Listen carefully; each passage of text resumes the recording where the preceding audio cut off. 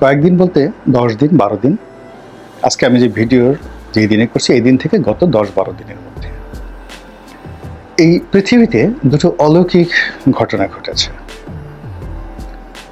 যে ঘটনার সঙ্গে মানুষের খুব বেশি হাত আছে বলে আমার কাছে মনে হচ্ছে না। এই দুটো ঘটনাই প্রকৃতির লীলা খেলা।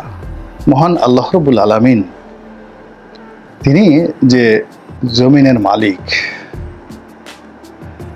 এবং তার যে একটা শক্তি আছে, কুন ফায়াকুন, হও অমনি তা হয়ে যায়। তিনি যে ক্ষমতার মালিক, যাকে ইচ্ছা তাকে ক্ষমতায় বসেন এবং যাকে ইচ্ছা তাকে ক্ষমতাচ্যুত করেন,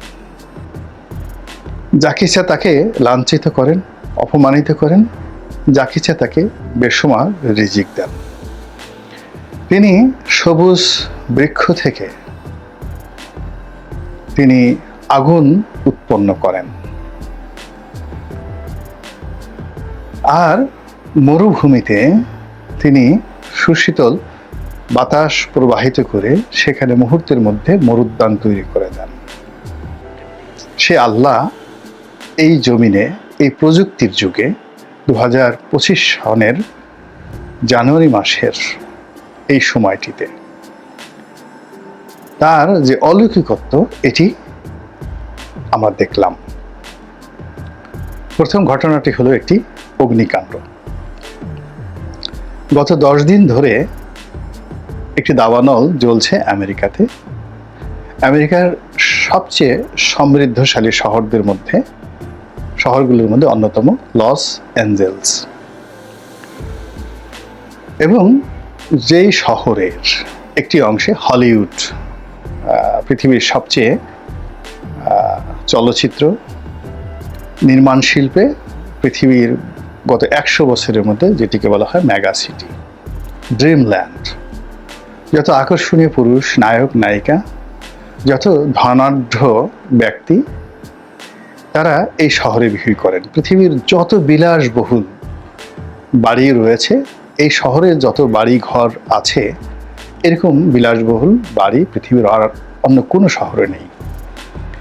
পৃথিবীর অনেকগুলো শহর, যেমন কোনো শহরের নাম হয়েছে জুয়ার শহর, যেমন ম্যাকাও, এখানে মানুষ যায় জুয়া করার জন্য। কতগুলো শহরকে বলা হয় সেক্স সিটি, যেমন মিশরের Sharm Al Sheikh, it's a sex city. তারপর আমেরিকার আর একটা শহর রয়েছে ইন্ডিয়ানা, এখানে জুয়া এবং সেক্স এই দুটো খুব বেশি হয়। ব্যাংককে সেক্স সিটি। আবার সিঙ্গাপুরকে যদি ধরেন, এখানে সব কিছু হয়, এভরিথিং, ক্যাসিনো, জুয়া সব কিছু হয়। তো সেই দিক থেকে একেবারে আপার লেভেলের সর্বোচ্চ স্তরের জুয়া, সর্বোচ্চ স্তরের সেক্স অ্যান্ড ভায়োলেন্স, আরামায়েশ, বিকৃত যা কিছু পৃথিবীতে রয়েছে সব কিছুর এক্সট্রিম পর্যায়ে এই এলএ মানে লস অ্যাঞ্জেলসের এই শহরে ঘটে থাকে। তো এই শহরটির যে অবস্থান, এর যে প্রাকৃতিক সৌন্দর্য, সব মিলিয়ে এটিকে বলা হয় ভূস্বর্গ।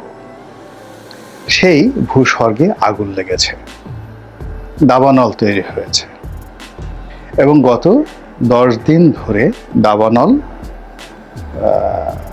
যেভাবে পুরো শহরটিকে, যাকে বলা হয় ধ্বংসস্তূপে পরিণত করেছে, যেটি গত 200-300 বছরে এটি সারা পৃথিবী দেখেনি। লন্ডনে একটা সময় আগুন লেগেছিল, এটাকে গ্রেট ফায়ার বলা হয়। লন্ডন শহরের বেশিরভাগ অংশ পড়ে গেছিল। তারপর নিউ ইয়র্কে বেশ কয়েকবার আগুন লেগেছিল, শিকাগোতে বেশ কয়েকবার আগুন লেগেছিল। এগুলো সবগুলো কি ওরা গ্রেট ফায়ার বলে, মানে এর চেয়ে ধ্বংসস্তূপ হয় না। কিন্তু লন্ডনে বলেন, ইউরোপে বলেন, দাবানলের ফলে যে শহরগুলো ধ্বংসস্তূপে পরিণত হয়েছে সেগুলোর মধ্যে এই লস অ্যাঞ্জেলসের ধ্বংসস্তূপটা এখন পর্যন্ত হাইয়েস্ট। আর আগুন এখন পর্যন্ত নিভেনি।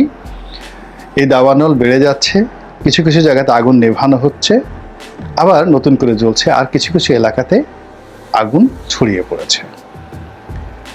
এবং এখন আজকের যে দিনটিতে আমি ভিডিও করছি, এই সময় আমেরিকার খবর হলো যে আগামীতে একটি ঝড়ো হাওয়া আসবে, যেটিকে আমেরিকার ভাষায় বলা হয় শয়তানের বাতাস, শুষ্ক বাতাস। প্রচণ্ড 80 থেকে 90 মাইল বেগে এই বাতাস প্রবাহিত হয়। বাতাসে আর্দ্রতা থাকে না, শুষ্ক বাতাস, লু হাওয়া, গরম বাতাস। এবং এই বাতাসটি আসার আগে যদি আগুনটা নিভানো না যায়, তাহলে এই দাবানল কোথায় গিয়ে কি পরিণতিতে শেষ হয় একমাত্র বিশ্বজাহানের রব আল্লাহ রাব্বুল আলামিন জানেন। এবং সেই দাবানলে যদি শুধু লস অ্যাঞ্জেলস নয়, পুরো শহর নয়, আরও 2-4-10টি শহর ভস্মীভূত হয়ে মাটির নিচে ধ্বংসস্তূপে পরিণত হয়ে যায়, কয়লা হয়ে যায়, অতীতে এরকম হয়েছে। অবাক হওয়ার মতো কোনো ঘটনা নাই। অতীতে একটা সময় খুব পৃথিবীর কসমোপলিটন সিটি ছিল কার্থেজ। রোমানরা জ্বালিয়ে পুড়িয়ে শেষ করে দিয়েছে। এখনকার সাংহাই, এখনকার টোকিওর চাইতেও পৃথিবীর 1 নম্বর সিটি ছিল কার্থেজ। প্রাচীন বিশ্বে শেষ করে দিয়েছে। মধ্যযুগে আরেকটি শহর, নাম ছিল গুরগাঁও, চেঙ্গিস খান শেষ করে দিয়েছে। অস্তিত্ব নাই, বিলীন, পৃথিবী খুঁজে পাচ্ছে না কোথায় গুরগাঁও। বাগদাদকে শেষ করা হয়েছিল, কিন্তু বাগদাদ ঘুরে দাঁড়িয়েছে। আরেকটি শহর যেটা আল্লাহ ধ্বংসস্তূপে পরিণত করে দিয়েছেন, আজকের এই যে দাবানল, এরকম দাবানলের মতো আরেকটি শহর একেবারে মাটির নিচে পড়ে গেছে।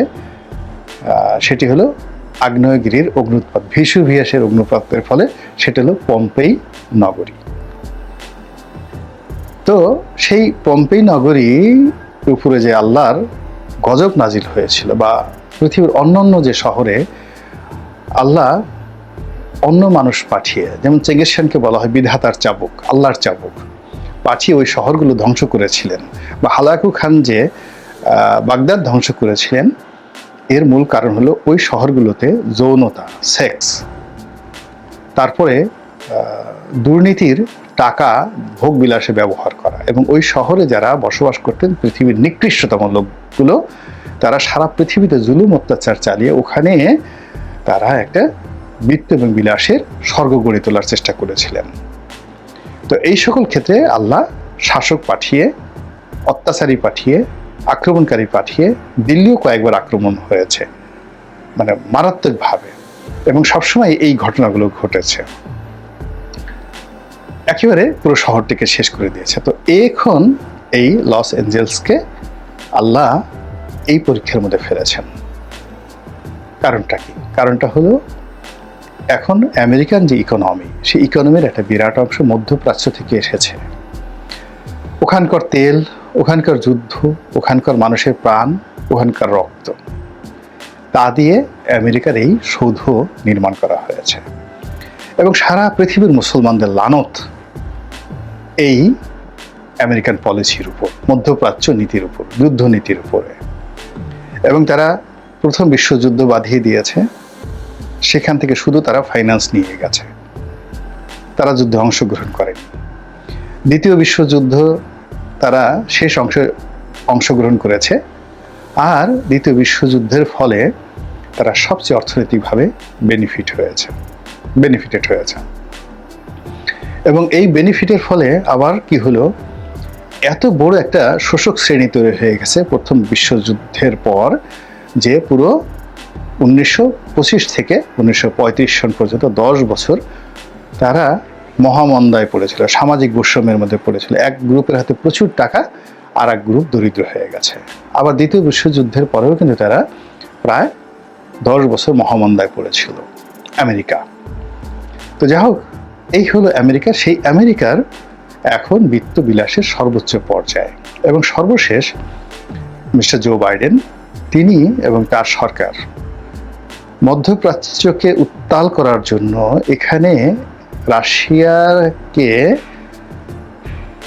নির্বিষ করার জন্য যেভাবে ইউক্রেনের যুদ্ধ বাঁধিয়ে দিয়েছে, এবং সেই ইউক্রেনের যুদ্ধ পুরো ইউরোপকে যেভাবে শেষ করে দিয়েছে, আর একই সঙ্গে পুরো মধ্যপ্রাচ্যকে টালমাটাল করার জন্য হামাসকে তারা যেভাবে আক্রমণ করেছে, সিরিয়াতে তারা যেভাবে আক্রমণ করেছে, যেভাবে তারা নতুন আইএস তৈরি করেছে, যেভাবে তারা ইয়েমেনের হুতিদের উপর আক্রমণ চালিয়েছে এবং ইরানের উপর আক্রমণ চালিয়েছে, সব মিলিয়ে বিধাতার গজব অনিবার্য হয়ে পড়েছিল। এবং সেই অনিবার্যের কবলে পড়ে এখন পুরো আমেরিকা যে জ্বলছে, পৃথিবীর কোনো শক্তি দিয়ে এই আগুন নিভানো যাচ্ছে না। ভিডিও বড় হবে, নচেত এরকম আগুন হিরোডোটাসের বইতে এরকম আগুন একবার জ্বলে উঠেছিল। কিভাবে সেই আগুন নিভানো হয়েছে এবং আল্লাহ কিভাবে সেই আগুন নিভিয়েছে, এটি আমরা দেখতে পেয়েছি এবং আমেরিকা সম্ভবত সেটি বুঝতে পেরেছে। হিরোডোটাসের ওখানে তো অনেক যোগ্য লোক আছে। তো হিরোডোটাসের হিস্ট্রির বইতে যে মহা অগ্নিকাণ্ড, আমরা যেমন নমরুদের অগ্নিকাণ্ড বলি, 40 দিন পর্যন্ত জ্বলছিল, ওইরকম একটা অগ্নিকাণ্ড আল্লাহর হুকুমে হঠাৎ করে বন্ধ হয়ে গিয়েছিল। এর কারণটা হলো, যিনি এই আগুনটা লাগিয়েছিলেন তার প্রতি একটা অনুশোচনা চলে এসেছিল। তো সেই অনুশোচনা আমেরিকার মধ্যে এলো কিনা আমরা এটা বলতে পারবো না, কিন্তু যে আমেরিকা এই মধ্যপ্রাচ্যের ফিলিস্তিনি জনগণের উপর গত বছর খানেকের বেশি সময় ধরে যুদ্ধ চালিয়ে যে রক্তগঙ্গা সেখানে বয়ে দিয়েছে, যে ধ্বংসস্তূপ যেখানে 98% লোককে বস্তুচ্যুত করেছে, এবং সেখানে কোনো অবস্থাতে যুদ্ধবিরতিতে ইসরায়েলকে রাজি করা যাচ্ছিল না, সেখানে মিস্টার ডোনাল্ড ট্রাম্প ক্ষমতা আসার আগেই বলা হয়ে থাকে তিনি বলতে গেলে রেড সিগন্যাল দিয়ে এই ইসরায়েলকে রাজি করাইছেন যুদ্ধবিরতিতে, এবং এখন সেখানে যুদ্ধবিরতি। এটি সেই আমেরিকার যে গ্রেট ফায়ার, এই গ্রেট ফায়ারকে বন্ধ করার জন্য যদি অনুশোচনার কারণে তাদের এটা হয়ে থাকে, হয়তো আল্লাহ রাব্বুল আলামিন তাদেরকে এই জায়গা থেকে মুক্তি দিতে পারেন, এক। অথবা আমেরিকাকে আগুন লাগিয়ে আল্লাহ রাব্বুল আলামিন আমেরিকা আলাদা শিক্ষা দেবে। আর দ্বিতীয়ত, এখানে মধ্যপ্রাচ্যে ওই আগুনের ভয়ে এই মধ্যপ্রাচ্যের যারা অত্যাচারী ইসরায়েলের যে সম্প্রদায়, তাদেরকে বাধ্য করেছে, তাদের মনে এরকম একটা ভয় তৈরি করে দিয়েছে, যে ভয় ইতিহাসে, ইসলামের ইতিহাসে, বিশ্ব মানবতার ইতিহাসে, ধর্মের ইতিহাসে, ধর্মতত্ত্বের ইতিহাসে আল্লাহ রাব্বুল আলামিন বহু নজির বর্ণনা করেছেন বহু জাতিগোষ্ঠীকে। এখানে ইহুদিদের উত্থান এখন ইসরায়েল যেভাবে রয়েছে তার সাথে অনেক অনেক শক্তিশালী ভাবে তারা বহুবার ছিল। রোমান সম্রাটের জমানাতে ছিল, যখন ওই যে ব্যাবিলনের শূন্যদান ছিল নেবুকাদনেজার, সেই আমলেও তারা আজকের যে ইসরায়েলের যে শক্তি, তার চেয়ে বেশি শক্তি তখন তাদের এখানে ছিল। এখানে বলা হয় হিরোড দ্য গ্রেট, এরকম একজন সম্রাট এখানে ছিলেন এক সময়, তারাও শক্তিশালী ছিল। কিংবা যে সময় হযরত ঈসা আলাইহিস সালামকে এখানে ক্রুশবিদ্ধ করা হয়, তখনও কিন্তু এই ইসরায়েল নগরীটি অনেক শক্তিশালী ছিল। কখনো তারা খ্রিস্টান রাষ্ট্র হিসেবে, কখনো ইহুদি রাষ্ট্র হিসেবে। এবং এই রাষ্ট্রটি বহুবার খোদাই গজবে শেষ হয়ে গেছে। মানুষ বহুবার এদেরকে পরাজিত করেছে, বহুবার মানুষ শেষ করেছে, আবার স্বয়ং আল্লাহ গজব নাজিল করে এই ইসরায়েল নামক যে রাষ্ট্রটি এখন রয়েছে তাদের আদি পুরুষদেরকে শেষ করে দিয়েছে। এদের মধ্যে সামুদ ছিল, এদের মধ্যে আদ ছিল, এদের মধ্যে কওমে সালেহ ছিল। এই পুরো বিস্তীর্ণ এলাকাতে, পুরো আরব পেনিনসুলারে তাদের এই রাজত্ব শুধুমাত্র, আজকের ইসরায়েল সবচেয়ে ছোট, কিন্তু একটা সময় ইসরায়েল রাষ্ট্রটি অনেক বড় ছিল। এমনকি পুরো মিডিল ইস্ট এক সময় তারা শাসন করেছে, কখনো ইসলামের নামে, কখনো ইহুদিবাদের নামে, এখান থেকে তারা করেছে। এবং এরা বহুবার এই ইহুদি জাতিগোষ্ঠী আল্লাহর গজবের মধ্যে পড়েছে। তো কাজেই এই যে দুটো অলৌকিক ঘটনা এই সময় যে ঘটল একই সাথে, the great fire of USA এবং এই যুদ্ধবিরতি চুক্তি, এটার দ্বারা আমরা যারা বাংলাদেশে আছি এখন অহমিকা করছি, অনেকে পতিত হয়েছি, অনেকে উত্থিত হয়েছি, অনেকে ক্ষমতাচ্যুত হয়েছি, অনেকে ক্ষমতায় যেতে যাচ্ছি। আল্লাহ যেন আমাদেরকে বোঝার তৌফিক দেন, তার প্রতি অনুগত থাকার তৌফিক এনায়েত করেন, এবং মহান আল্লাহ রাব্বুল আলামিনের হক আদায়, অর্থাৎ হকুল্লাহ, আল্লাহর হক আদায় করার আমরা যেন সুযোগ পাই, আল্লাহ যেন আমাদের সেই তৌফিক এনায়েত করেন। আসসালামু আলাইকুম ওয়া রাহমাতুল্লাহি ওয়া বারাকাতুহু।